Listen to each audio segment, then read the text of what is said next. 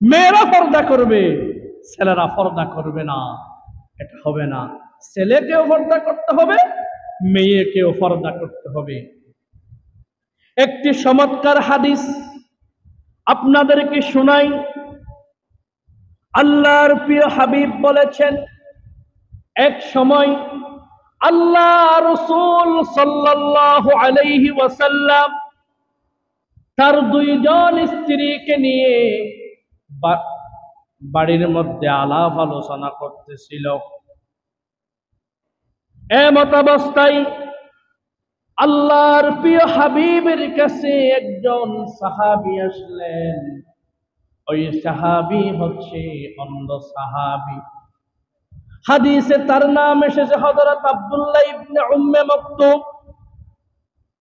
আল্লাহর প্রিয় হাবিবের কাছে যখন ওই সাহাবী আসতেছে, এই আশাটা আল্লাহ রাসূল যখন দেখতে পেলেন, আল্লাহর প্রিয় হাবিব বলেছেন, ও আমার স্ত্রীরা, তোমরা তোমাদের হুজরার ভিতর প্রবেশ করো।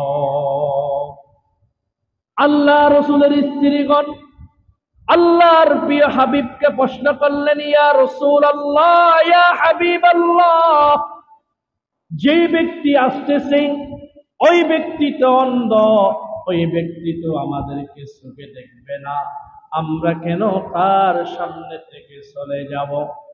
তখন আল্লাহর প্রিয় হাবিব বললেন, ও আমার স্ত্রীরা, ওই ব্যক্তি অন্ধ হতে পারে, কিন্তু তোমরা তো অন্ধ নও, তোমরা তো দেখবা, সেই জন্য ওই ব্যক্তি না দেখলেও তোমরা দেখবে, সেই জন্য তোমরা ওই ব্যক্তির সামনে থাকতে পারবে না।